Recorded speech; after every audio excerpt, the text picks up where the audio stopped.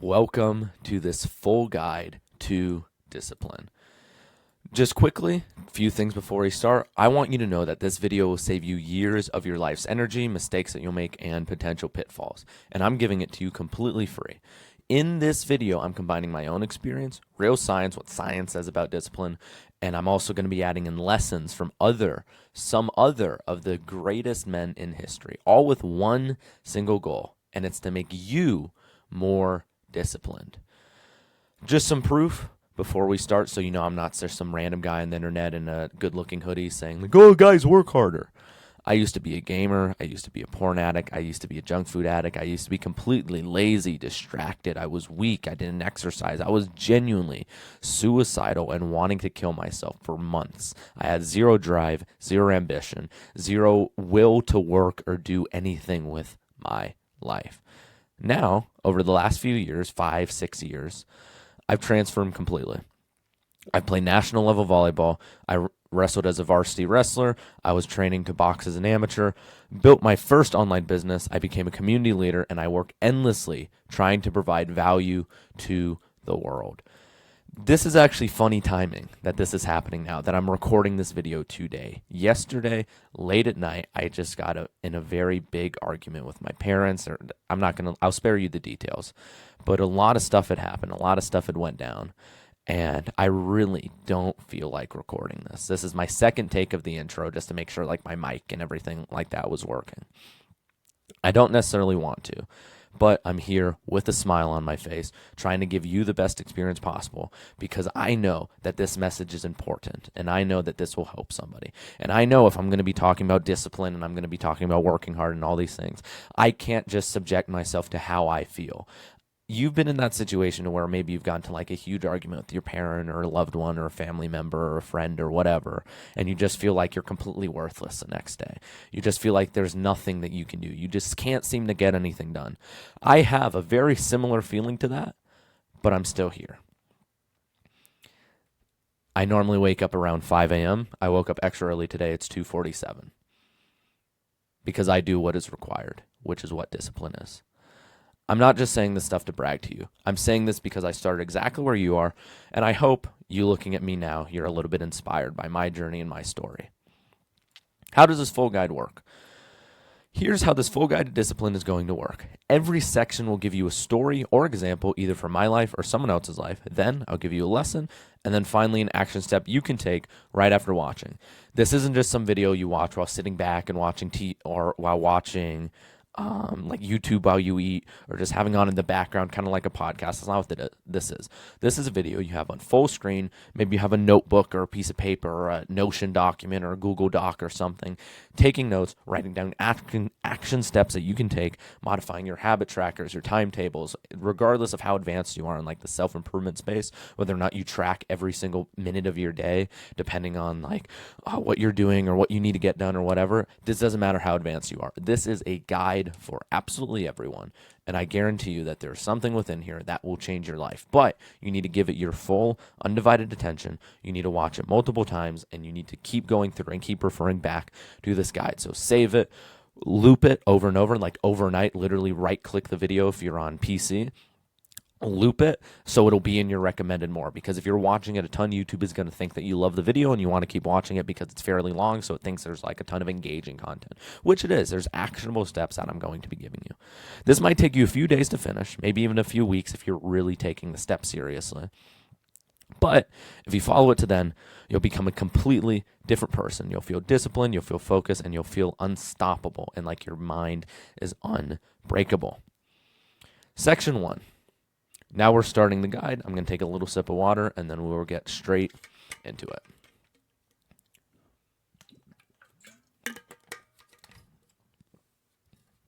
Understanding discipline. Defining discipline. This is how I'm going to be defining discipline for this guide.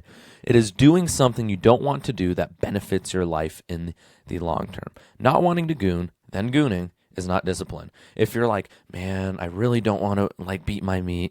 I really don't want to splooge my seed everywhere. But then you go do it because it's a habit or whatever.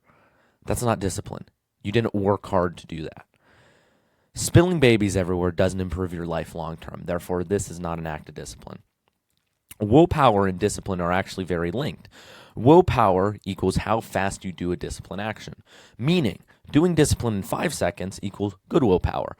Doing discipline in 5 days equals not as good willpower. They're linked and they're very similar. Willpower is the unit of measurement that you use to measure how disciplined or how speedy your discipline actions are. Discipline is whether or not you can or can't do the thing. You aren't disciplined or not disciplined. This is a belief that I want to break. So many people be like, I'm not disciplined. I need this guide because I'm not disciplined. You don't need this guide because you're not disciplined. You're watching this guide to become more disciplined. It's not about, hey, I'm disciplined or not disciplined. It's not a binary thing. It's a continuum, which means and I think I'm going to have an example later. It's about how disciplined are you? For example, quick action step to you. If David Goggins was a 10, this is like a Navy SEAL, ultra marathon runner, business owner, online social media presence, like very, very successful guy within like the male like self-improvement space. And what is Nikocado Avocado? This guy who's known for like being gay and screaming on camera and being fat and he eats a lot and all these things. What would you rate yourself? I would probably give myself about a 4 when we're on this scale. So not even close, right? Not even close to this guy, but still like decently above this guy. Compared to the average person, I may be like, if average person was like a 2 or a 3, I may be like a 4, for example. Do this real quick. I'll explain to you why you're doing it after. But this guy is a 1, this guy is a 10. Where would you fall? Just for reference, I'm about a 4. You'd probably give yourself like a 2 or a 3. I'm going to stick on this for a second. You would probably give yourself a 2 or a 3. By the end of this guide, I firmly believe that, I'm trying to get all like the images in. I firmly believe that I can get you 1 or 2 points higher just from taking action on what I tell you to take action on. Setting like this mental standard of I'm at a 2 right now, I'm at a 1 right now. You might even be at a 1. I'm at a 2, I'm at a 3. Maybe I'm at a 4 with Brandon, like the stuff he mentioned before, like I can see myself doing, and I have done some similar stuff, and I've worked hard and I've trained hard, and I've been doing like studying and schoolwork and work and all that type of stuff, and I have my own online business and all these things. Maybe you're above me. Maybe you're a 5, 6, 7, whatever. The goal is to get you points higher. The goal is to get you to the level to where you're better.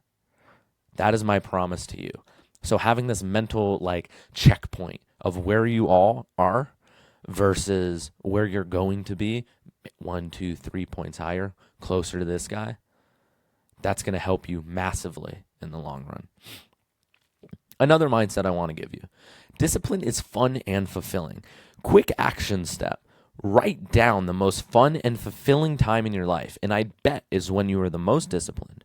I want you to write this down to lock it into your brain. For me, this always sticks out. It was the summer before freshman year of high school. I was meditating like 20 minutes a day. I was training 1, 2, 3 times a day. I was into boxing, and I was doing more combat sports, and I wasn't really like socializing or anything. I wasn't really like productive. I was still scrolling 3, 4, 5 hours a day. But the thing is, I felt like I was disciplined. I felt like I was doing things I didn't want to do, and I was. I was working hard. I was sticking to my routine. I was doing the stuff I wanted to do, and that was a huge period of improvement for me. Discipline is fun. Improvement is fun, and discipline leads to improvement. As guys, me and you, we want to get better. That's why we make videos like this. That's why we watch videos like this. This is why this is all that we consume, and people call us like mental masturbators, which is partially true because we watch this stuff, because this is all that we do. I fully agree for a lot of people. Maybe you fall into this category as well. But the reason is because we want to improve, and we have a desire to improve, and us learning and us taking content feels like we're improvement, which is not. But if you take the action on the things that you learn that is required to improve, to actually improve without just faking it, you will make progress, which is the most fun and fulfilling thing you can do. So action step, write down the most fun and fulfilling time in your life. And again, I bet it's when you are the most disciplined. I bet that's when you're the most fulfilled. I bet that's when you're working the hardest and you're doing the best that you can, and you were socializing the most, but you set it as like an autistic goal to like speak to 10 people a day, and you were going hard on your fitness and your physique, and you were working hard on your business or your work or your school or whatever. and you were doing the best that you could, and you had like this angst to you. You had like this like hard, like drive-filled energy that was forcing you forward instead of just like, yeah, I'm here and I'm watching a guide and I have a piece of paper. Not just going through the motions of life, but actively feeling like you're in it. That's the fun. That's the fulfillment. And I want you to have that again. So we're going to be working on that right now. Section 2. You're suffering. This is on mental health. Everybody suffers. Every version of you will suffer, but you have two absolute paths. You can either honor God and live the best that you possibly can, or you can be a degenerate. These aren't like the only two paths, whatever, but both of these are the two sides of the same coin, right? You can either do good or you can do bad. There's no in between necessarily. Anybody who's like, all of my decisions are neutral. No, they're not. Over a long enough time horizon, they will show whether or not it's 1% bad, whether or not it's 1% good, whether or not it's 100% good, 100% bad, whatever. They will show. You have two options. You can either do fully good or fully bad. You will be suffering regardless. You will be in pain mentally, physically, whatever, regardless. If you don't exercise when you're old, you're going to have broken bones, you're going to have weak joints, and you're going to have weak tendons and connective tissue. You're going to tear things. You're not going to be able to balance. If you exercise now, you're going to have to push to failure, and you're going to have to train hard, and you're going to have to go 3, 4, 5 times a week. You're going to suffer now. You might as well get the success from it. You might as well do the absolute best that you can anyways, which is what you want to do. Like we mentioned before, that's the most fulfilling thing that you can do. You might as well do that, get all of the benefits, like your life, actually be disciplined, feel disciplined, do the things that you don't necessarily want to do, but know that are good for you because you know that they're going to fulfill you. You have two options, and it's doing the best that you can or not doing the best that you can. So why not just do the best that you can, which will lead you to the best life anyways, that you like doing more. You just have to delay gratification mentally for a little bit. How do you improve mental health? Because the easiest way to just get this down, to just figure it out, to just be like, yeah, this is how I act, this is what I do, is to focus on your mental health. The short answer on how to improve mental health is to stop caring as much. A lot of mental health is your perceived notion of how your own mental health is. I was talking to my English teacher, who's a super smart lady, I don't know if I mentioned it before, but I'm in like one of the highest educational programs in my country, like within my school. And one of my teachers, super smart lady, my literature teacher, and she was talking about a study that measures long-term happiness from people, like by the time that they die and when they're old and all that type of stuff. And there's two things. There's social connection, and then there's a sense of value and meaning. If you feel valuable and meaningful, you won't be depressed. If you have a couple of decent friends, you won't be depressed. You'll be mentally happy enough. Now, there's always ways to boost it, but the easiest way is just to stop caring. Long answer is here. I made this Google Doc, which I'm going to be linking in the description, on how to be mentally healthy. So, there's a couple things, and these are based off science and my personal experience, and just trust me, literally listen to me blindly. Take action steps on literally one or two of these things. Save this document. Keep trying to do better. I have like studies and shit that I researched and all this stuff, and it was this huge process. I promise you this is good knowledge. First thing, exercise regularly, especially strength and like HIIT cardio training. So, practical step. Train hard 3 to 4 times a week with weights, doing like a cardio class, maybe like one of those kind of gay like group like fitness programs. RPE 7 to 9. This basically means just train hard. I wouldn't focus too much on like the numbers, like, oh, what does RPE mean? It's rate of perceived exertion. This basically just means on a scale of 1 to 10, how hard did you train? You don't have to go to absolute failure because that releases cortisol like kind of high. And if you're not used to that or you don't do it in the correct way, then it actually can make you mentally worse off or make you more tired or whatever. Just follow this. Train hard 3 to 4 times a week. Train to failure sometimes. Train close to failure, and you will do better mentally. The study that I looked at for this reduces depressive symptoms as much as antidepressants, 30 to 45% symptom reduction in meta-analysis. So basically, antidepressants are bullshit. If you exercise when you haven't already, because it gives you that fulfilling, progressive type of like training, and you do something hard and you feel good afterwards, 30 to 45% symptom reduction within a couple of weeks. Easy. Sleep regularity. Practical step. Wake up at the same time every day. For example, it could be 6 a.m. for you. The study that I looked at said irregular sleep increases depression risks 2 to 3 times. Regular what is it? What's that word? When I write there, regularity, Jesus, drops symptoms by 20 to 30%. One of the most depressed periods in my life was when I was going to bed at like 2, 3, 4 a.m. and I was waking up at like 1, 2, 3 p.m. and it was just random. Now, there's a little bit of similarities then versus now, but I'm a lot more mentally healthy and a lot more mentally stronger. And the thing is, I'm waking up early to have a goal. Before I was waking up just to like play video games and go through the motions of the day, and I didn't really care about living. Now I actively am pursuing a goal. So it's a little bit different for guys like me who are in this situation of like, yeah, we're working hard and we have a goal we're going towards, and we're just awake more because we're trying harder essentially, and we're in that period to where we kind of have to. For you, if you don't necessarily have like a life's mission right now, then focus on your sleep. 9 hours in bed isn't 9 hours of sleep, it's 9 hours in bed, which equates to about 8 hours in sleep. So sleep or go to bed roughly 9 hours before you actually like want to wake up. Try and wake up early, try and get deep work done first thing in the morning. I'm going to be talking about that in a little bit, but super simple. If you don't know, research sleep. I'm not going to be giving you like a full guide to each individual habit because that would literally take half an hour per habit. Like fitness alone, I can make probably a longer guide than I can on this entire discipline thing. Third thing, morning sunlight exposure. Get 5 to 10 minutes of direct sunlight within 30 minutes of waking. Study boost, increase serotonin production significantly, improves sleep quality by 25%. This resets what's called your circadian rhythm, which is essentially your body's internal clock. This is essentially just like you look into the sun. Cavemen, when they looked into the sun, that told them it was time to be awake. The sun's in their eyes. They're like, imagine like how healthy that is as well. Imagine like waking up and actually getting sunlight. But essentially, cavemen, when they woke up from sleeping, when they left the cave, the sun was in their face. That tells their body like, hey, this is the time we're up. And that kind of made it to where you're a caveman. You're waking up roughly like 9 a.m. every day, 10 a.m. every day. Like, for example, obviously that's not like the exact time. But for example, you have like a regular sleep schedule and you would fall asleep at the right times and you wake up at the right times. This also applies to sleeping. So you want to wake up at the same time every day and preferably sleep at the same time every day.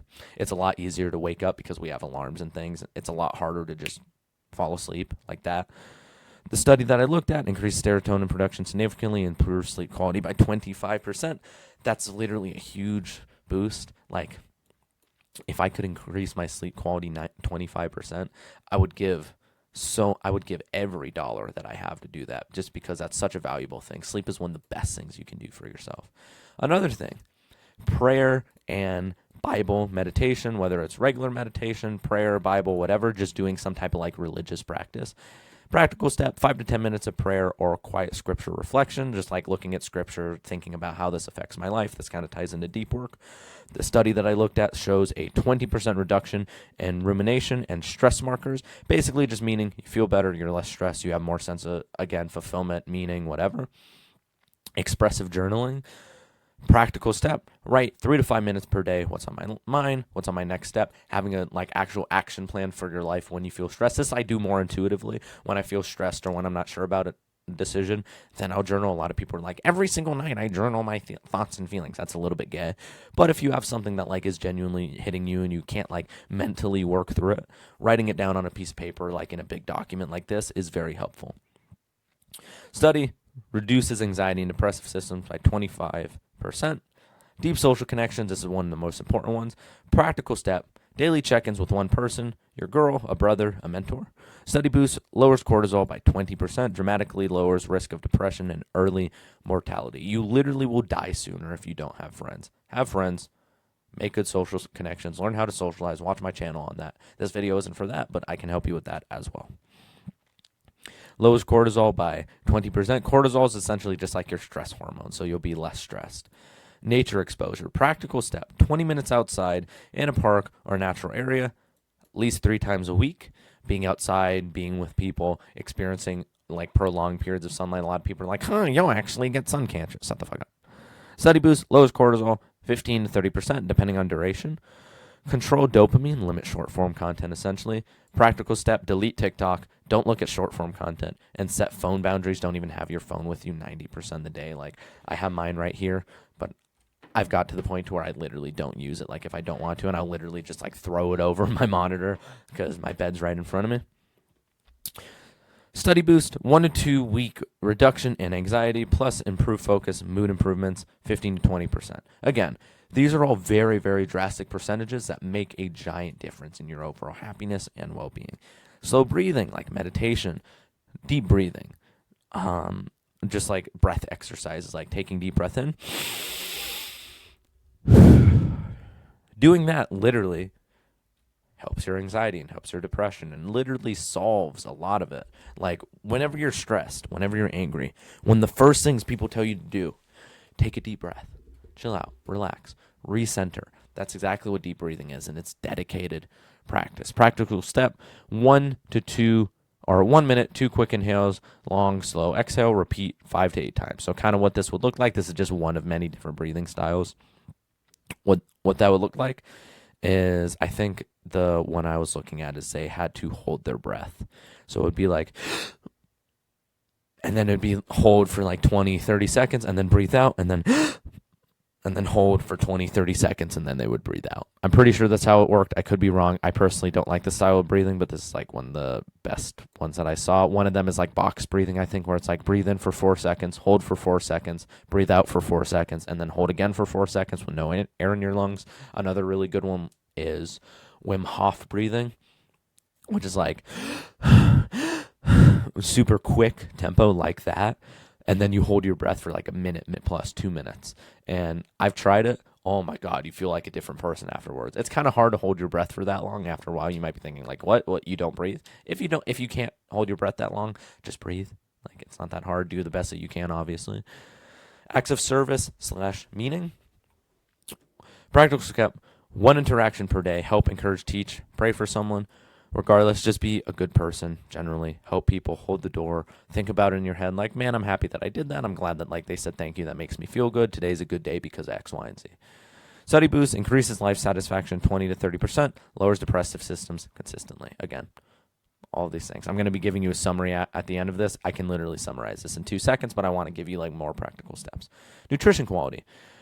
Practical step, protein every meal, eat fruits and veggies, omega-3 source like from fish or from a supplement, and you can do that 2 to 3 times a week. You can do it daily depending on your doses.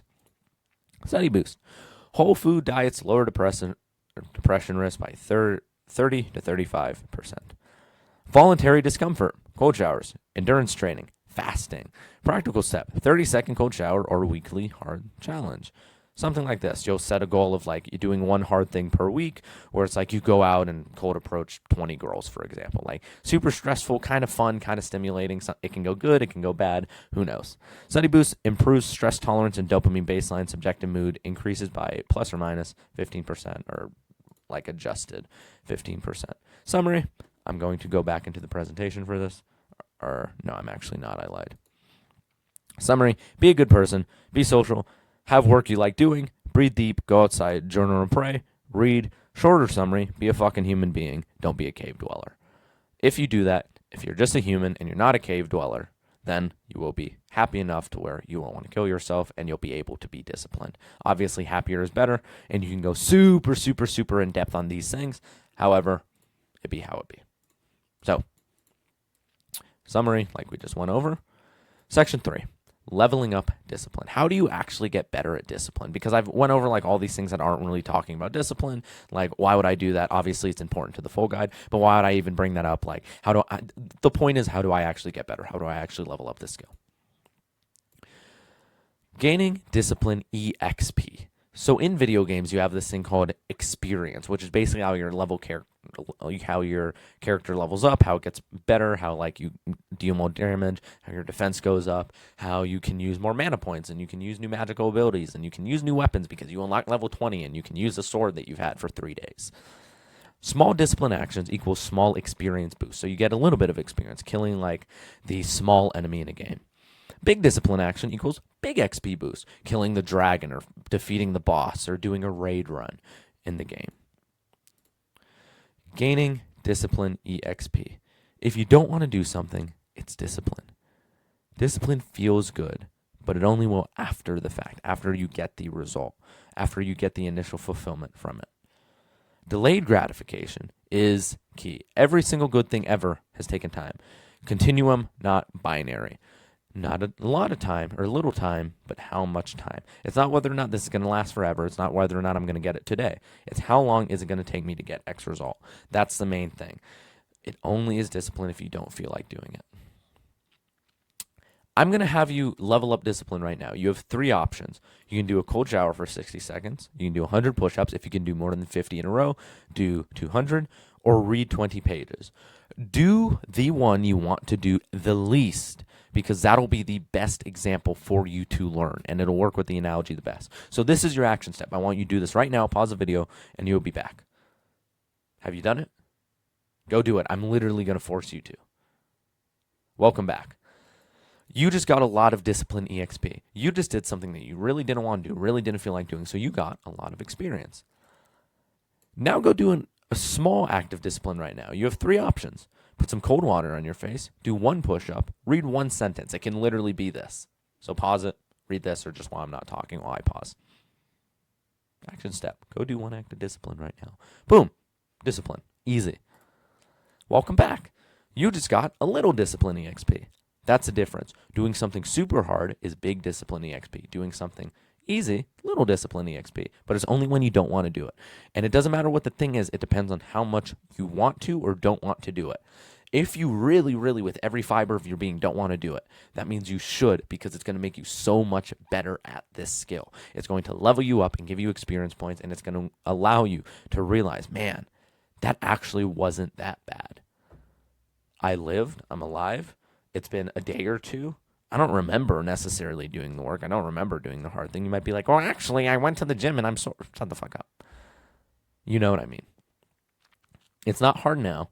Sure, you're sore. Wait a week. You won't be. You'll be sore again, but not from the same workout. That's the difference. Discipline cheat code is Drive. I took this as a screenshot because I think I wrote it absolutely perfectly. There's this game called Clash of Clans, and you can speed up time for certain buildings. So essentially how it works is you have like a town hall, and then you have other buildings that you level up with gold and elixir, which is basically like magic points or whatever.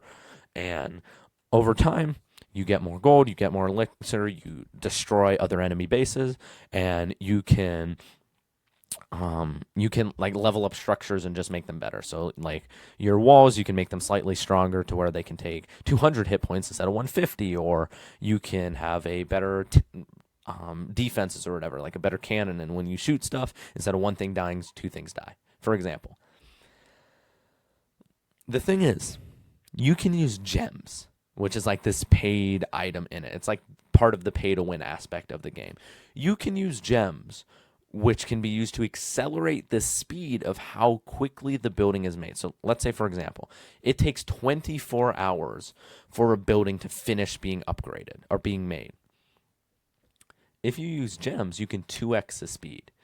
And the interesting thing is the timer still says 24 hours, but it goes twice as fast. The reason why I'm using this analogy specifically is because it still gives you the same like town hall experience, so like the same player experience.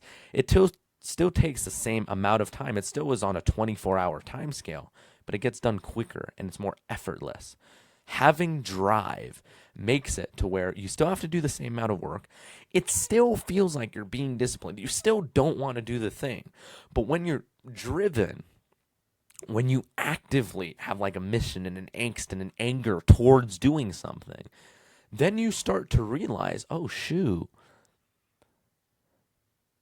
I don't want to do this, but I'm going to fucking do it. I am that guy. That is who I am. You kind of see what I mean? You don't want to do it still. It's not necessarily you want to do it more. You still don't want to do it. It still sucks. You're still suffering mentally having to do it, whether it's a lot or a little. Again, continuum, not binary. But what's interesting is it's more effortless, but it still levels up discipline the same. You get the same amount of experience.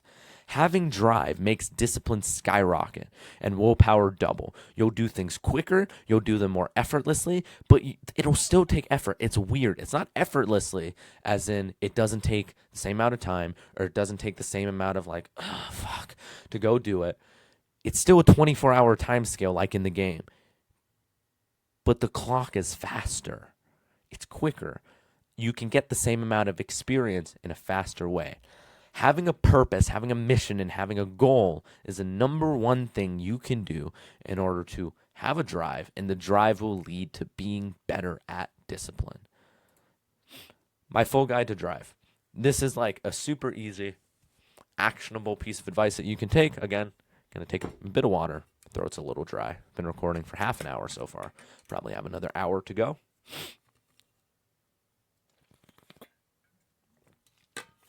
And we'll get into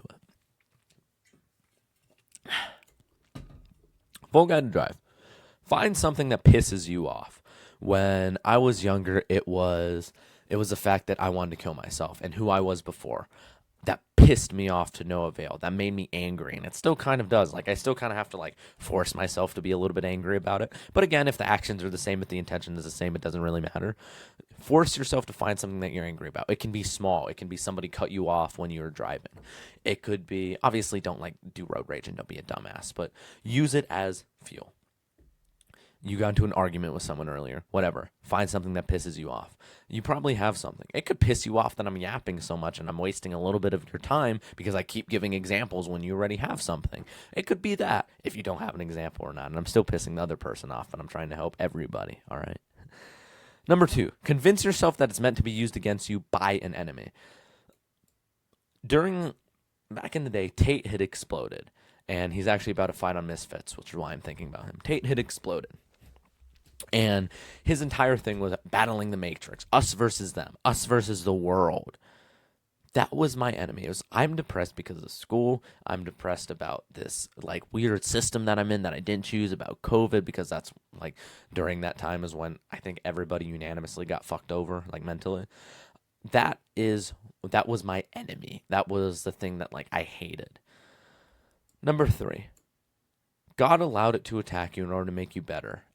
He did this because you are one of his soldiers. If you're the type of person watching one of these guys, you probably are somebody who will perform high, who has potential. You just have to keep doing the thing. You just have to keep working hard endlessly over and over. And it's not endlessly as in like you never get a period. Obviously, there's like 90-day phases and 120-day phases and quarterly phases and whatever of how you work, what work you do, whatever. But God allowed it to happen. So you got attacked by an enemy, and God let it in. He let it hit you so you could be better. Use it as fuel and use it to fan your flame, to build up your purpose. Work hard.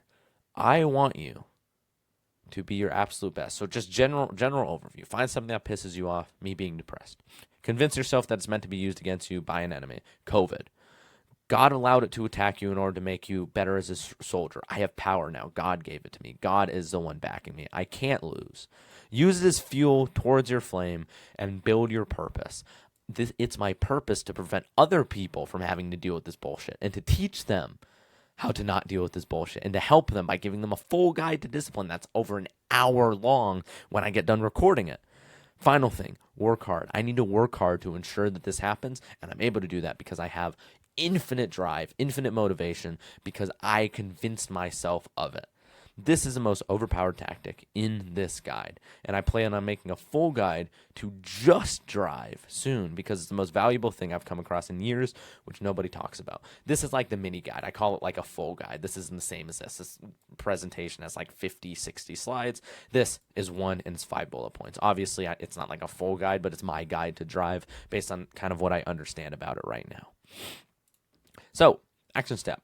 Go comment 5 things that give you drive and really try and feel your fire lit from them.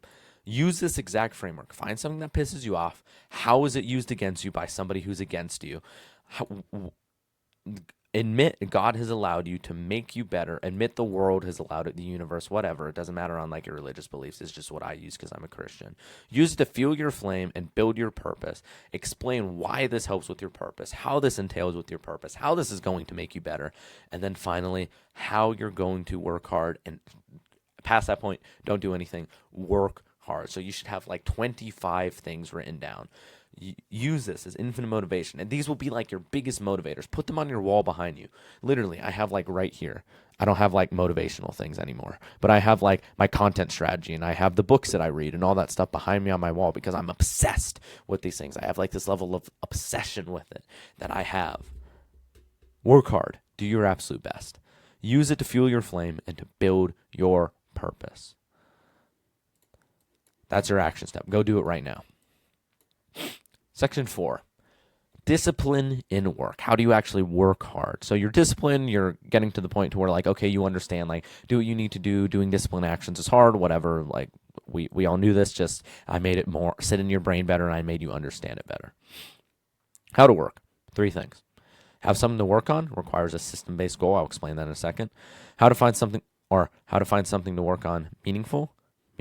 I wrote that stupid. Finding something meaningful to work on and that it can support you financially. So for example, having a goal.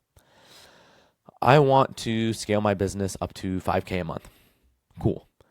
I need a system for that. I need to be posting content. I need to be getting on coaching calls. I need to be selling my products and my premium membership for my free community and all that type of stuff.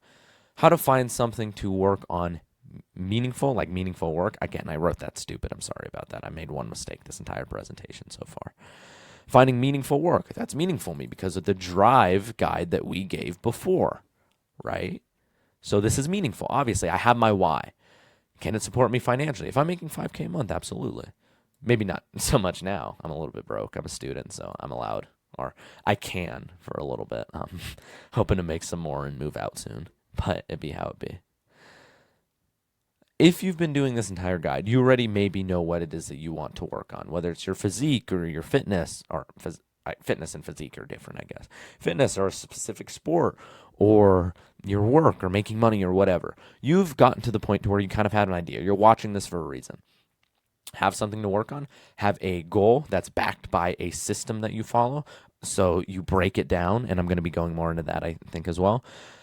Making it meaningful. Why is this important to you? Again, this entire drive protocol. And then making sure that it can support you financially or just mentally. So like physique, for example, it might not be able to support you financially. I'm talking about work more so as a form of like making money and kind of like your job necessarily. How to work. Dark room, caffeine optional, nicotine optional, spotlight on your face, blinds everything out but the light and the screens that you're using, if you're using screens, only doing essential tasks, doing what you like doing, having keyboards, mice, monitors, apps, music that you actually enjoy so you want to work. I am a huge proponent of making work as enjoyable as possible.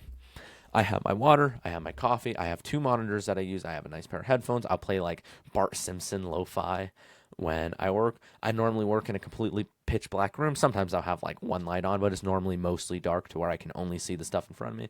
I have this kind of ring light in front of me lighting up my face so I just can't see the rest of the room, and also when I record the lighting's better.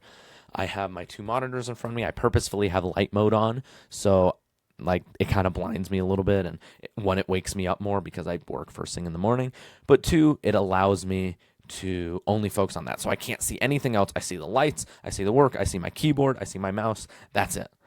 Dark room allows you to focus only on the task. Obviously, if you're like using papers and you can't see, don't be a retard. Like have a light on your desk. But if you can, the darker the better usually. Caffeine, nicotine, these are stimulants. These are going to allow you to work more effectively. It depends on who you are. It depends on the person. Personally, I like caffeine. I've never tried nicotine. The only reason it's here is just because I hear a ton of people saying that, yeah, for productivity, it's good. And nicotine by itself, depending on how you take it, isn't necessarily bad for you. It's just like any other stimulant or any other drug that you take. It's the way that it's taken. So like smoking or chews aren't like horrible. It can lead to like dental shit, and I'm not recommending anything necessarily. I honestly don't know like the best nicotine solution. I just know that if you were to like inject nicotine into your veins, that's not necessarily bad for you. It's usually the ways that people take it in. I could be wrong. That's just what I've heard. This normally, I've been giving you like studies and science and all this shit. This is just what I heard, so take my opinion on nicotine with like a grain of salt because I've never tried it. I don't really know a lot about it. I just know about it from people who I've talked to who have used it. Spotlight on your face, if you can. It can either be pitch black or you can have a spotlight in your face, just being like, yo, light, can't see anything, can't see the rest of the room. Only doing essential tasks. A lot of people, when they're working on their computer, they'll tab switch or they'll open up YouTube or Instagram are there. Look, keep your phone far away from you. Again, I have my phone with me, but I'm not on it. You don't see me like, yeah, discipline, guys. This coffee, discipline. You don't see me being a retard. I'm not on it. I don't use it. I have it here just in case I need it or I need to check WhatsApp for some reason to where I have a thing where I need to message someone or I need to use ChatGPT quick and I want to talk to it instead of typing because I'm typing something else. For example, only doing essential tasks, doing the most important things possible. There's this rule called the 80-20 rule, and essentially 20% of the work that you do gives you 80% of the results. I think that's a little bit bullshit. I think the percentage is a little bit higher, like 40% of the work that you do gives you 80% of the results. I could be wrong and naive, and way smarter people than me have said that, 80-20 rule, 80-20 rule. Sure, but it is my belief that if you only did essential things, which is, for example, I'm a YouTuber, recording the YouTube videos, getting on sales calls, providing good service to my coaching clients, that's how you make money. Easy. You, if it's work, for example, if it's like you have a specific job to where you're going in, for you, it could be doing, instead of if you work in like a cafe, that's a little bit different. But if it's more like deep work, like you sit down and you're in a desk, only doing essential stuff, only working on the code you have to work on, instead of having like a bunch of useless meetings booked, don't go to them. Be like, hey, I have work to do. Sorry, do them. Show your boss that you're doing work. And yeah, when I wasn't at the meeting, this is what I did. I did this thing. And just work and do the absolute best that you can doing the essential things. Don't be tab scrolling. Don't be doing random bullshit. Like me, a lot of guys in my space change their sales page just randomly when they don't get enough leads to where they get proper data. So they're like, 18.2%. If I were to change this, then a split test. Shut up. You don't know what a split test is. I don't know what a split test is. I just work here. I exist. People go to my page because I help them. They join. I have a good conversion rate. I'm not going to fiddle with anything. It is how it is. Whatever. Only doing essential things that are important for your business, for your work, for your tasks, for the day. That's going to benefit you towards your goal as much as possible. Like me, for example, I have a couple of things. I'll check my habit tracker right here. My phone's a little bit fucked up. For example, I forget what it exactly was. Here, I'll even look. For this next 90 days, starting yesterday, my goal is to make 1.5K, be the biggest and leanest I've ever been, and that's it. My goal is to book at least one sale call a day. It might even be 3. Hold on, let me check. Yeah, 1 a day, 7 a week. I'm going to increase that number, but just to get into the flow. So 7 sales calls a week. Record an educational video, 7 a week, record a short, 14 a week, and then a school video response, which is essentially like my community and other communities where I get people to, I talk to them and whatever. I probably only need to book sales calls and do YouTube. Maybe school might be important, like doing the educational platform that I'm on, because it's already people around the platform, it converts a little bit well, but YouTube is more enjoyable, and I think I can, with the type of content style that I do, I can reach a better group of people. Second thing, biggest and leanest I've ever been. Gym, weightlifting, going 4 times a week, which is less than I've ever went in my entire life, but I'm also doing daily cardio. Doing an hour of cardio every single day. I normally play volleyball, I go to gym, whatever, I'm completely fine. Being in a calorie deficit, I'm doing the first cut I've done in my entire life. So that's interesting. Calorie deficit every single day. Those are the most essential things for me to be doing. If I was to do anything else that's like work or fitness, I wasn't related, or I'm like, I'm going to start bulking, eating cake, calories, carbs, it'll fuel my workout, then I'm retarded. I need to do only the essential things. If I'm not doing the essential things, then I'm not making progress. It's not fitting within the 20% rule of 20% of the things that you do give you 80% of the result. I could get slightly better results if, for example, I was to buy creatine, for example. It's probably better for me to train hard and do cardio and do all the other shit than it is for me to get creatine and not train. No shit. Obviously. Have a keyboard, mice, monitor, apps, music optionally that you actually enjoy so you want to work. I'm a huge proponent of this. Having a keyboard that sounds nice, having a mouse that you like using certain applications that you like using, like I use Notion, for example. Stuff that you actually want to do to work. Just making it nice, making it enjoyable. Loom, for example, I've never used it. I am kind of liking it because I can move this around and I can press the stop button in this bottom left here, and I can pause the recording if I so desire. It is kind of nice.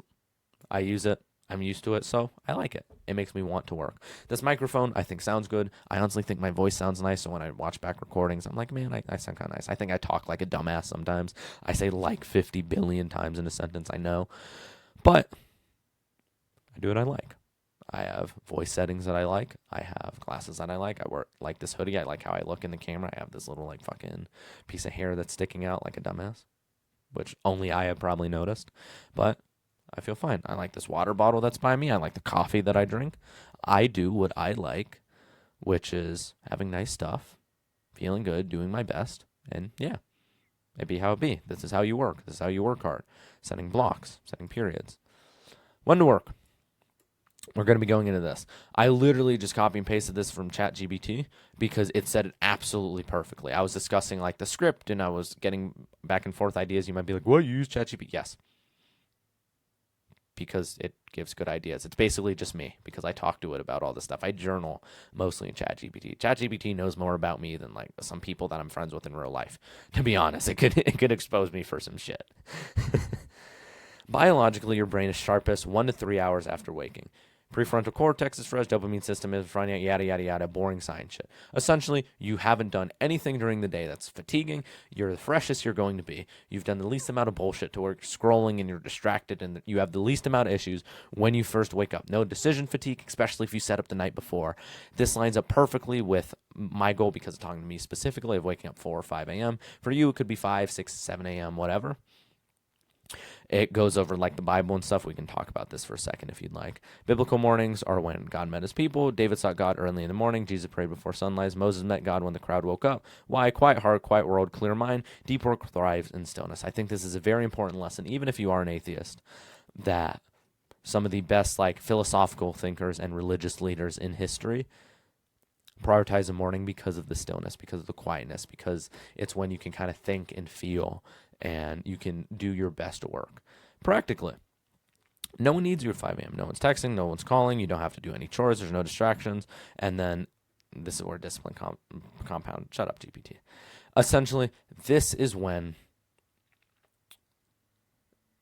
you're alone.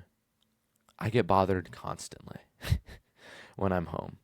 When I get home from school, I don't work because there's nothing really to do other than like shallow work and like scripting videos and making presentations and all this type of stuff. There's no work. I personally wake up 3 a.m. And it's to get done what I need to get done because nobody needs me. Nobody bothers me. I have messages from the night before. If I was to respond to them now or 10 hours from now, it makes no difference. People don't necessarily know that I'm up at this time either. It's not about bragging. It's not about telling people that, oh, I'm better than you because X, Y, and Z. Nobody needs you. You're alone. You got to work. You got to do what it is you're supposed to do. Some practical steps for working and doing it early. Have your phone across the room with your alarm. So right now, set an alarm on your phone for the time you want to wake up. I don't care if that's in 5 hours. I don't care if that's in 30 minutes. Alarm on your phone for the time that you want to wake up. For me, 3 a.m. Right here. 3 a.m., I wake up. My phone's across the room. Loud alarm sound. Sleep trackers are a little bit gay. I think that the mindset of this tracker told me I didn't sleep well, therefore I didn't sleep well is a little bit backwards. I think that you know if you slept well or not. There's been periods where I've tracked sleep and I've got 100% sleep efficiency and excellence, and I got the little like the little notification thing, which is kind of gay, and I slept absolutely fantastic. You don't need it. If you can, invest in a face mask. Cover your face, make it as dark in your room as possible. I know Alex Hormozy uses earmuffs. I have blackout curtains.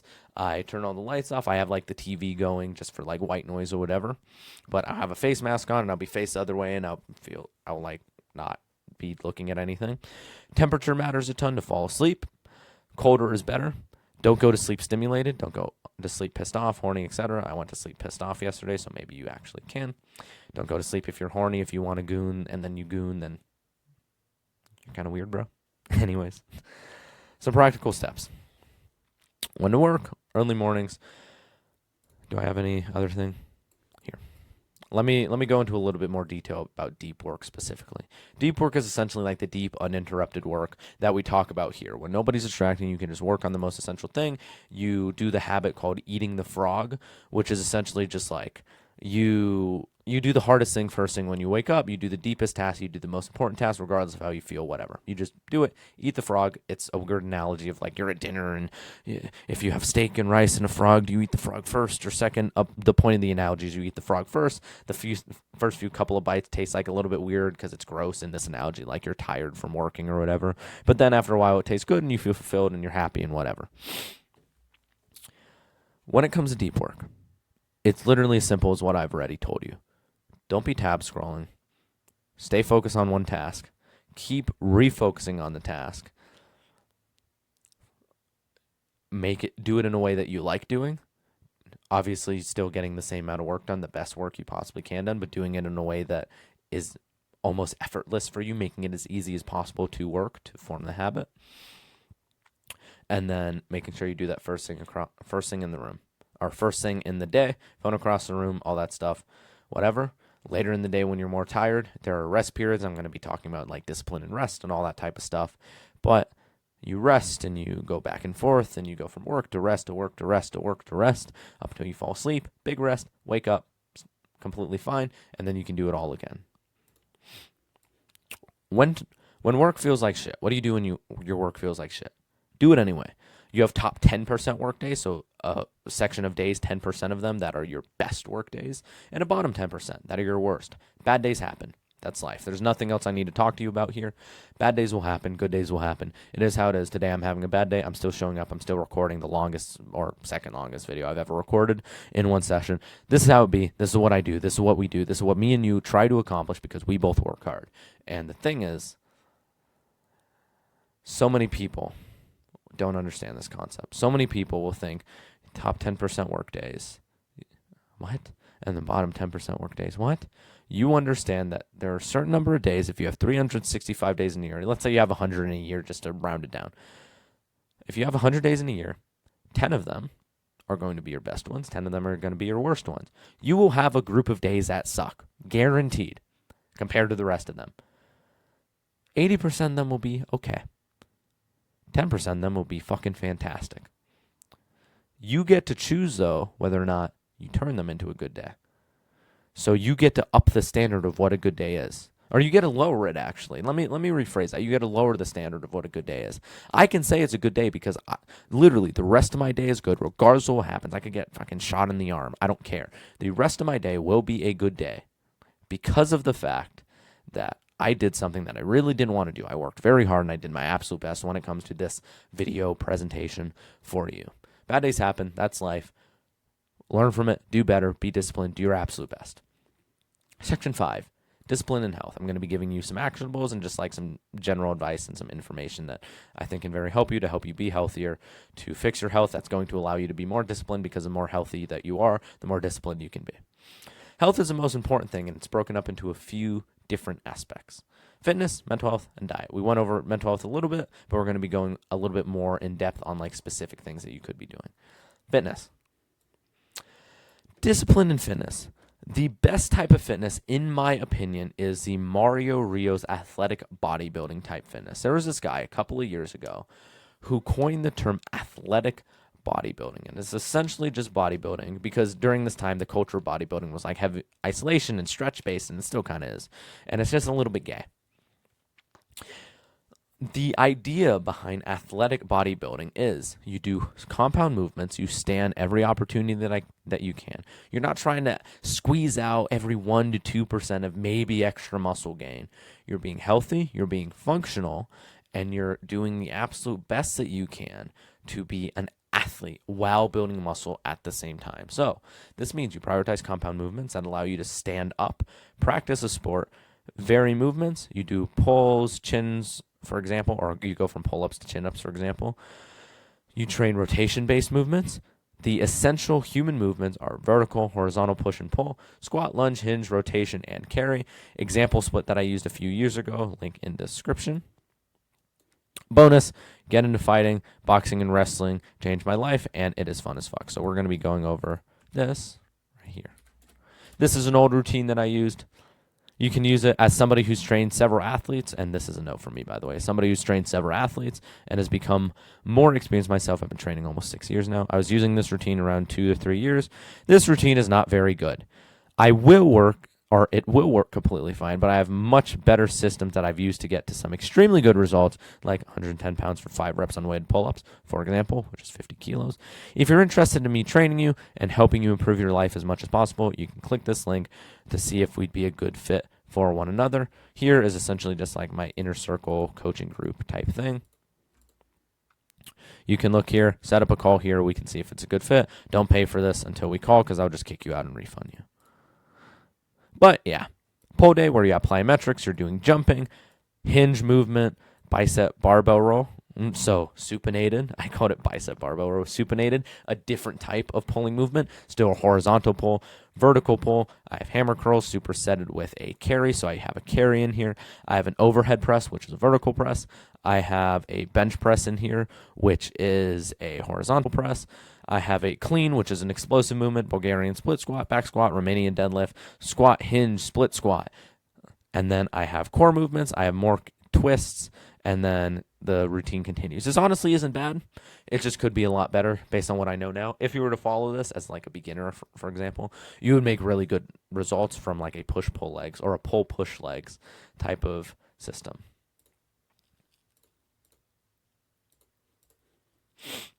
Right here.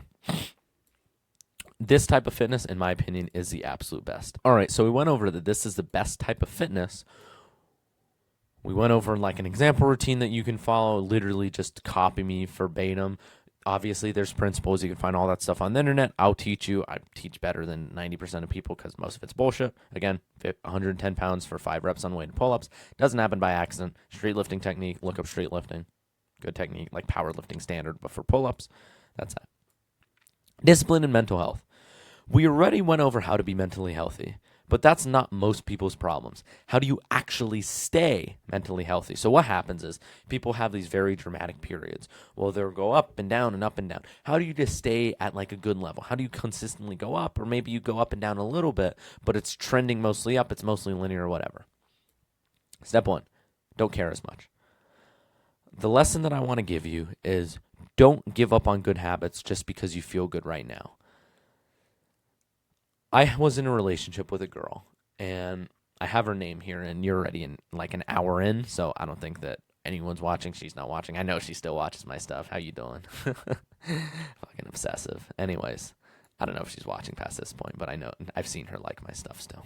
Anyways, I was with this one girl, and it was going good. It was going fun, whatever. And I actually looked at my old journals, like thinking about like breaking up with her like constantly, and it was this huge thing. And I had stopped doing all the habits that made me. I wasn't taking fitness as seriously because I was worried about her, and we were talking. It's like normal, like young kid love and all that type of stuff. And I wasn't doing my fitness properly. I wasn't working properly because she would have a problem and she'd fucking bother me. And if I ignored her, then, oh my God, you ignored me. I shouldn't have been with this chick. Like, fucking ridiculous, man. See, this is part of drive. It's one of those things that piss you off a little bit that you use as fuel of I'm never going to do that dumb shit again.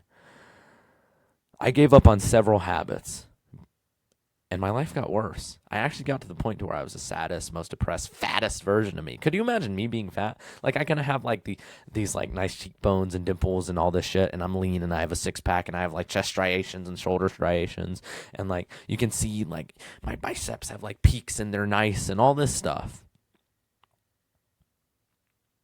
And I was fat. Granted, I was in like the perma bulk phase, and I was getting stronger, and my goal was literally just to get stronger. I didn't really care about how I looked, just because I had the mindset of like, oh, I have a girlfriend. That means that she'll love me regardless. Not true. I was peak mental health before I got with her, which is why I was able to get with her. And everything went to shit the second I had this weird mindset of I'm good enough. Never have that. Not because it's toxic or not a bad thing to think I'm good enough, I'm happy, I'm safe, I'm whatever. That's fine. But what I'm saying is, if you think you're good enough, then you're going to stop growing. You're going to stop looking for more. There's a difference between I'm thinking I'm good enough and not growing and thinking I'm good enough in the processes that I'm doing. I'm working hard. I'm doing the right things. I just need to wait. That is how you get better at things. So, main lesson, don't give up on good habits. Staying mentally healthy is about doing all of the right things, being disciplined, working hard, being a human, like I mentioned before, but doing it consistently for the rest of your life. And obviously, you go through periods, right? I'm not prioritizing mental health right now, right? Maybe I'm not as mentally healthy as I used to be. But you go through periods. Right now, I'm prioritizing work, and I'm prioritizing fitness, and I'm prioritizing my own discipline journey. It happens. What I'm saying, though, if you want to be generally mentally healthy, step one is to not care that much about how you feel, because then you don't give it power. Step two is just to not give up on things that are good for you just because you feel good now. So many people will be like, "Oh man, I've lost weight. That means I can eat. Oh man, I'm happy. That means I can stop doing the mental health habits. Oh man, I hit the new PR so I can stop going to the gym." Could you imagine like being that retarded? You hit a new PR so you never have to work out another day in your life. No shit. No, you constantly build up and maintain it. When it's said like that, you go, oh, wait, that makes sense. When it's like your mind or your mentality or your mental health, people are like, oh, let me just stop. You'll literally go, oh, well, I'm fine now. I'm going to stop journaling and I'll stop talking to people and I'll go Sigma grind set and all this stuff. And then you hate your life and then you wonder why. It's because you gave up on the stuff that made you feel good, that made you happy. Next thing, discipline and diet. Simple diet rules that fit 95% of diet problems. I'm not going to be giving you all the science. This would last forever. These are the things that you should be focused on. Protein every single meal, fixes your appetite, regulates your hormones, all that shit, boosts your mood, whatever. 0.8 to 1.2 grams per pound of body weight. Follow my advice. People will be like, what, isn't it 1 pound per pound of body weight? It's actually like 0.7, I think. So I might have raised this number too much. I might have misremembered. But I think it's 0.7 to like 1.2 to 1.4 grams of body weight, or gram per pound of body weight. 1 to 2 pieces of fruit a day, at least, pre and post workout. Vegetables daily, optionally. Water like you mean it. It's more than you think. I actually just went through a period of tracking my water because I was like I was looking at like Looksmaxing because it was getting big on the internet, and I was like, I've never really looked into this space. I wonder what it's like. I think all of it's gay with like the thumb pulling and like all that stuff. Like you look kind of stupid. But one of the things is water. And I was like, I'm an athlete. I sweat a ton. I do a lot of salt because like I'm dehydrating myself and whatever. And I started tracking it, and I drank literally less than half of the water that I was supposed to. My energy, my mood, my health has felt, my skin, everything has went up a ton because I've been drinking like 2 to 3 times the amount of water I had before. Things that are that simple that you don't even realize make a genuine massive difference. Another thing, preferably get a water filter. There are these things called reverse osmosis filters, which essentially just like get rid of all the bad stuff and like the birth control that's in the water and all, like not all of them, but a lot of the plastics that are in the water. Water bottles, using them actually is pretty bad for like your long-term health and your hormones and all those things, just because the plastic kind of gets in there and you absorb it and you use it. And like some people say you sweat it out, but it's still like in there. And they've done studies to where they're trying to find people who don't have plastic in their body. And it's literally every single person on planet Earth that they have found has plastic in their body in some way, shape, or form. Every single animal they found, tribes in Africa somewhere that nobody's even heard of, when they meet them and they test them, they have plastic in their urine and in their like dookie and all this stuff. It's everywhere. So avoid plastics as like another thing. I'm not going to go into that necessarily because it's like super conspiracy theory and that's not like the point of this, but avoid plastics, water like you mean it, avoid all bullshit sugars, cereal bars, like those little granola bar things, whatever. Again, it depends on when you have them, and obviously I think especially as a young guy it's fine to have something every once in a while just for like a holiday. You're out with friends and you're just having a good time, or you're being a dumbass and you're like, I'm going to eat 3 whole pizzas, and like just for me this is different. I'm not fat. I'm not unhealthy. I'm a very healthy, very lean, active young guy. If I wasn't, I wouldn't be so lenient about like eating bullshit food. If you want to be disciplined though, Then you do the thing that you don't want to do, which is not eating sugars. Now, I'm not going to eat that shit because I'm in the cutting phase and I'm talking about discipline and I'm in the discipline period. Now I wouldn't do this. A couple weeks from now, well, months from now, I guess. But well, maybe I'll eat some. Who fuck? That's not the point. The point is, a couple months from now, again, sometime in my life, yeah, I'll probably eat like a piece of candy. It happens. Who cares? But avoid it to the best of your ability. And when I say the best of your ability, I'm not like, whoa, it's going to magically come at you and like fly into your mouth and a goblin's going to take you and like force you to chew. Like, no, obviously, don't be a dumbass. Just like every once in a while is fine, especially if you're a young guy and you're already lean and you need to bulk up, especially like if you're small and you're not in very good shape, whatever. Eating a little bit of like junk here and there isn't that bad. If you're like fat and overweight though and you're more susceptible for that, you might have to be more disciplined in that regard, especially if you have like an eating disorder, which honestly, I think I did for a bit. I think I may because I eat like a motherfucker, or I can at least. And I had to build up that skill, but this is like a side point. I had to build up that skill, but yeah, I'm one of those people who can down like 3 pizzas in a row and then like walk for 4 hours and then I'll lose weight. So don't binge at night or when you're bored.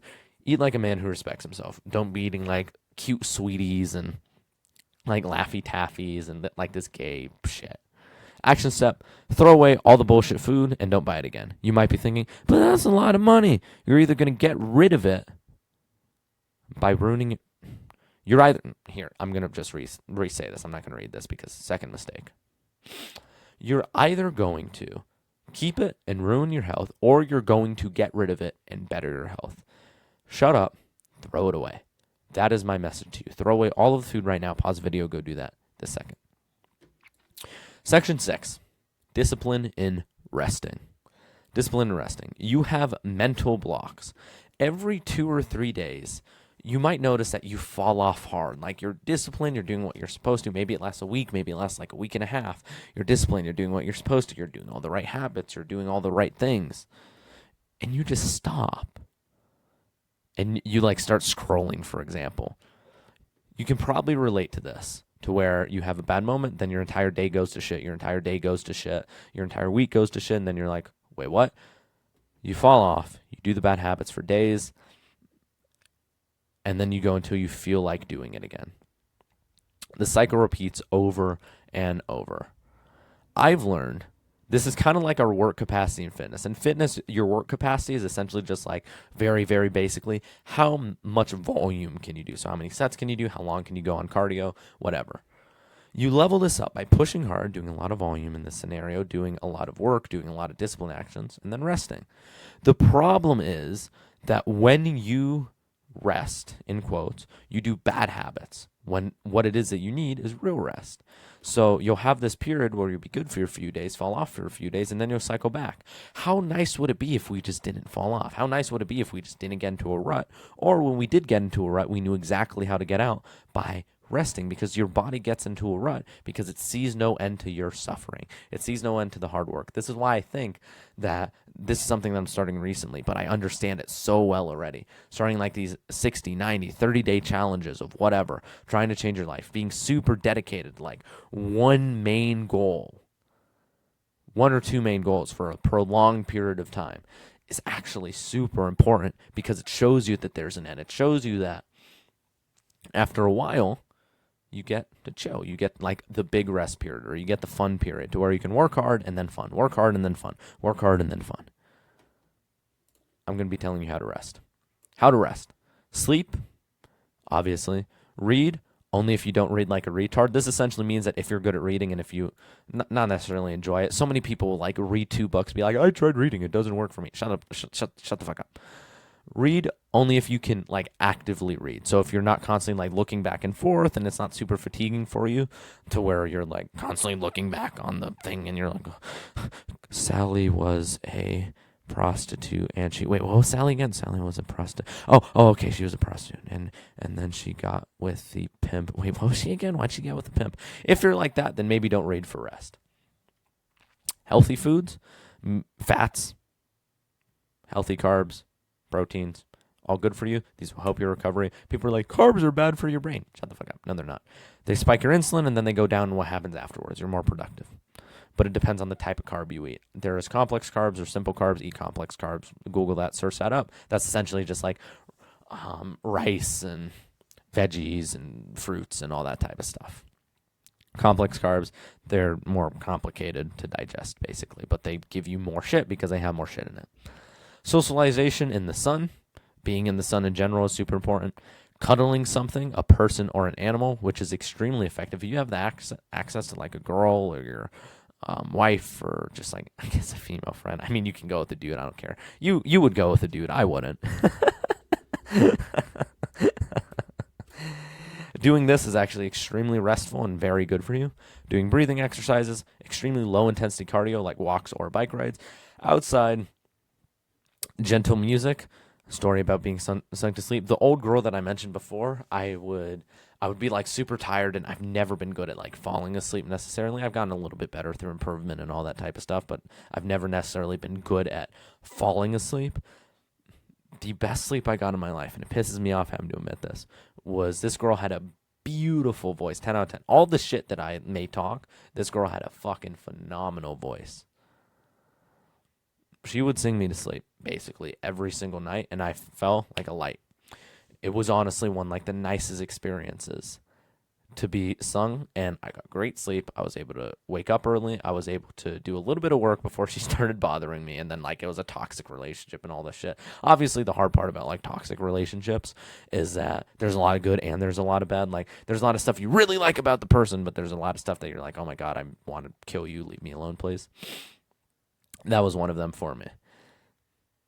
If you can get someone to sing, if you can listen to like beautiful like women singing, oh my God, that's the best experience. It's the most restful thing that you can do. Just like hanging out and socializing, or like having your girl sing, or having her play the instrument or whatever. One of the best things that you could possibly do. It's fucking phenomenal.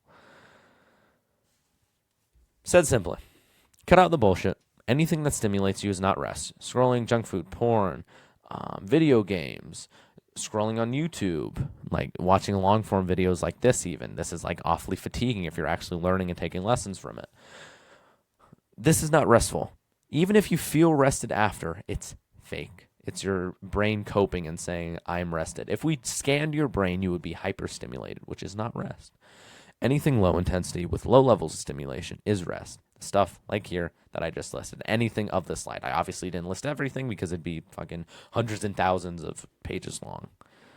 Action step, cut out the bullshit and put in roadblocks of rest inside of your daily timetable. If you have a timetable, or if you are making one because of this, because I previously mentioned that before, then inside of your timetable, put an actual dedicated rest block.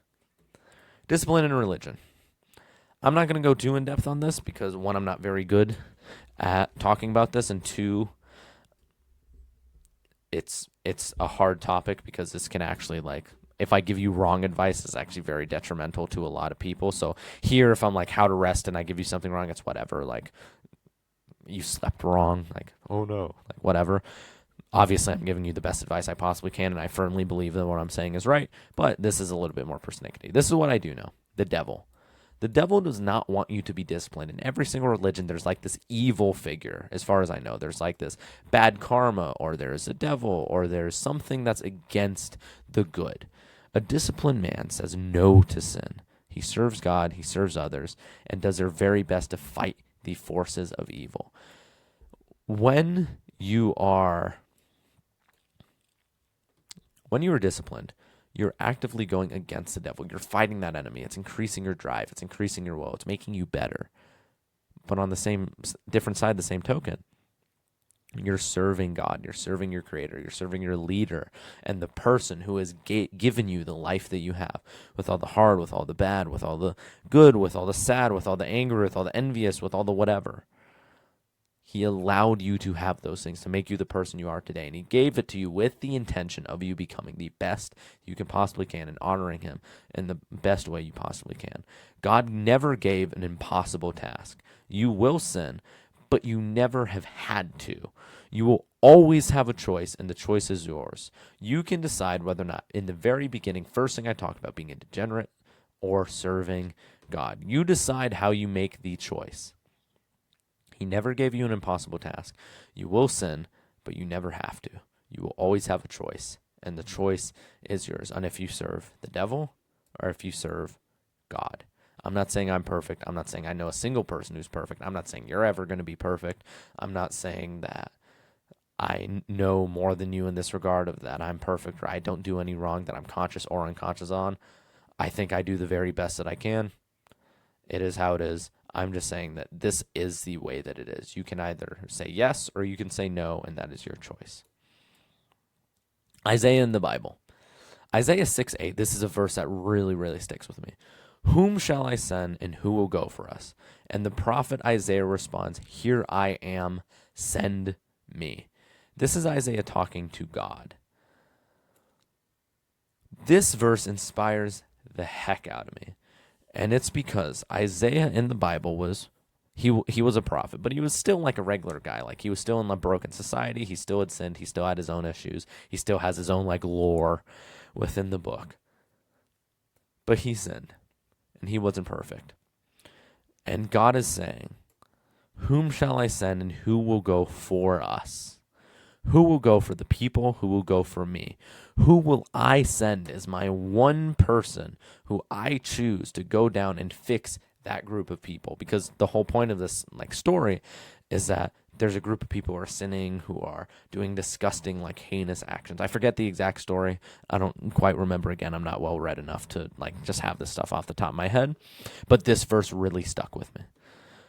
God said, whom shall I send and who will go for us? Isaiah responded, here I am, send me. The I've been sent mentality has changed my life. If I could give you, if this was within 3 messages that I could give you, this would probably be 1 or 2. I've been sent is God has given you struggle, knowing that you can handle it. He has given you the life and the setbacks and the desires and whatever because he knows you can use them for a force of good. The action step that I want you to take is to set your posture. Stand tall, stand firm, base up, get ready for shit to happen, and then keep moving forward. You have been sent. You have this God-given fire, this God-given purpose in your heart, in your soul, to make you better. And the thing is, so many people will just ignore this. So many people will be like, yeah, I have a purpose, but I don't really care. So many people, guys who aren't like us, will be like, yeah, I don't really care. Like, I have a purpose. It is what it is, whatever. No.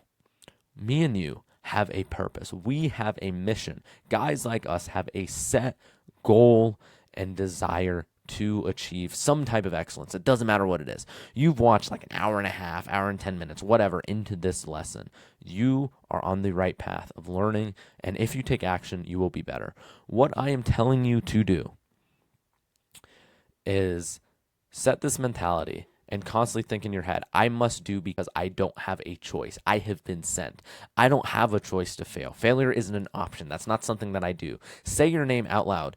My name is Brandon Maloney. I will say, me, Brandon Maloney, my mission is not to fail. My purpose is not to fail. It's not to just suck and roll over and die and end up homeless and end up a nobody and just be some piece of shit who scourges off the world, who is a negative influence on people around me, who does nothing, who has nothing, who isn't successful, who isn't doing my absolute best. My purpose here is to do my absolute best to inspire people to do the others, and that is why I'm here. That is my purpose. That is my mission, and that is why I exist on the face of this planet. That is why I'm here. And if you cannot confidently say that, then you have work to do. If you cannot confidently say that I am here for a reason, and this is who I want to be, and this is the path that I'm on, and this is what I'm going to do, then you do not deserve to be on it. You need to be able to say, I don't have a choice. This is my path. This is what I do. I don't care if I like it. I don't care if I die doing it. I don't care if I end up homeless. This is who I am, and this is what I'm willing to go through. This is the shit that I'm willing to put up with in order to hit the goal that I want to hit. Because at the end of the day, 10, 20, 30 years from now, you're either going to be dead or you're going to remember it as a story. Who cares? It happens. That's life. You have shit that happens. You have good shit. You have bad shit. Top 10% days, top 10% years, bottom percent years, days, whatever. It doesn't matter. You have periods where this happens to you, where good happens, where bad happens. You need to be able to say, I am sent. I don't have a choice. This is who I am. This is what I do. This is the type of person that I want to be. And this is who I am setting my life up for in order to achieve that, the mindset of, the goals of, whatever. That is who I am. That is who you are. And in this guide, I'm doing my absolute best to give that to you. Lock in. Section 8. This is the final one before the summary. That doesn't mean click off. That means keep listening to what I have to say. We're almost done. And if you've done all the action steps, you've almost basically completed all you need to know for being disciplined. Now versus later. What discipline feels like now won't be discipline later. When I was younger, I had to force myself to train very hard, to go to failure in the gym, and to eat any foods just to get bigger and stronger. Now, I have to stop myself from eating too much. And training to failure is fun as fuck, but leaving reps and reserves is actually better for specific goals that I have. When you do like a volume phase, when you're periodizing your training. So like athletes will periodize their training. They'll go from volume to strength, and then they'll do a peaking phase where they go from like high reps to low reps basically, and they'll do a lot of volume, low intensity up into low volume, high intensity because they're very technically sound now. Doing that requires actually more discipline because I want to go to failure. I want to train hard. I want to do all of these things. Leaving reps in reserve is actually harder for me though and requires more discipline. Action step. Think of some examples of how discipline changed your life and how it's going to change in the future. What are some things that you're like, when I was younger, this used to be like very hard for me. Now I kind of do it as like something I don't even think about. It could be brushing your teeth. It could be using shampoo when you shower. Just think about something just so you have it mentally in your mind, and then think about how later you can change. Think about the version of yourself that is working 8-10 hours a day and doesn't even really feel it, doesn't even really realize it's just something that you do. Think about the version of yourself that's going to the gym 2-3 times a day, working very hard, that's with your wife or your girlfriend, or doing the absolute best that you can to find relationships and manage relationships, and you're going on dating apps and you're having good dates, and you're not being a degenerate and just going around banging a bunch of women like I have. Not a bunch, one. Well, one that people know of. Anyways, you're not being a degenerate. You're doing the absolute best that you can. And you understand that that best changes with your skill level and with the result that you have and with the goal. If I were to study 10 hours a day, I could. Why? My goal is to win in business. My goal is to get a better physique. Who gives a shit if I study or not? My parents. It'd be how it'd be. I'm going to be successful. I know who I am. It'd be like that. Next. Summary. I'm going to keep it brief just because I know I like to yap. Understanding discipline. We understand discipline is only when you have something you don't want to do, you do it, and it benefits your goals. You can level it up. You can improve at it. It's like a game. You're suffering. You're going to suffer regardless. You're going to have bad days regardless. You're going to have good days regardless. It doesn't matter. You're going to be suffering. So you need to just do the thing that's going to be the most fulfilling, that's going to lead you with the best life possible, which is discipline. Leveling up discipline, like we mentioned before. Discipline in work. Making work as enjoyable as possible, doing it first thing in the morning, setting dedicated blocks for it, having a timetable of your daily structure of what you're going to be doing and how you're going to be doing it and all these different types of things.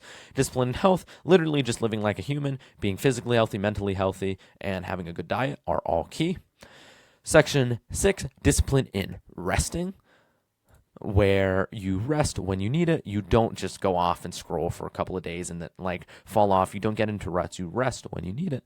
And then you go back to working very hard and you constantly build up your work capacity over the course of months and years.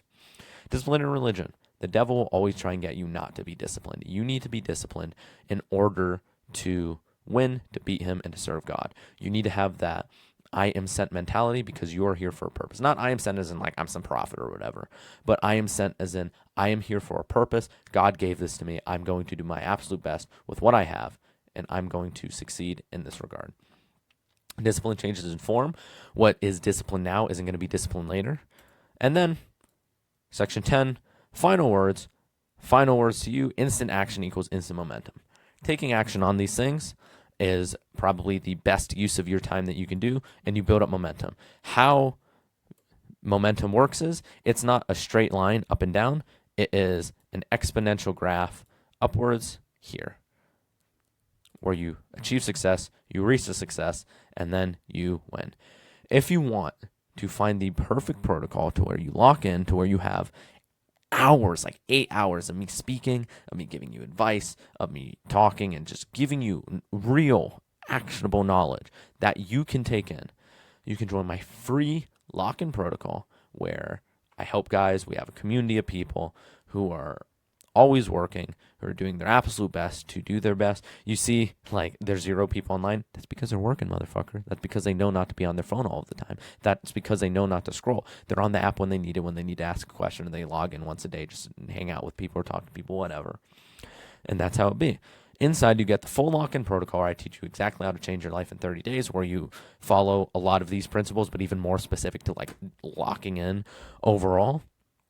The Lock-In Brotherhood, a private community of guys all running the Lock-In protocol and holding each other accountable. Bonus gifts are the completion gift, what I give you after the 90 days, the lecture hall, 5 to 6 hours of training from me, tools and templates, music, timetables, systems, and more. Just some fun stuff that's interesting and to keep you engaged.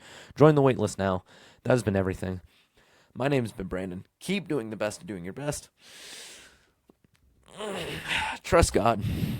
That has been the Full Discipline Guide. I'm very happy to get this recorded. Trust God. Signing off.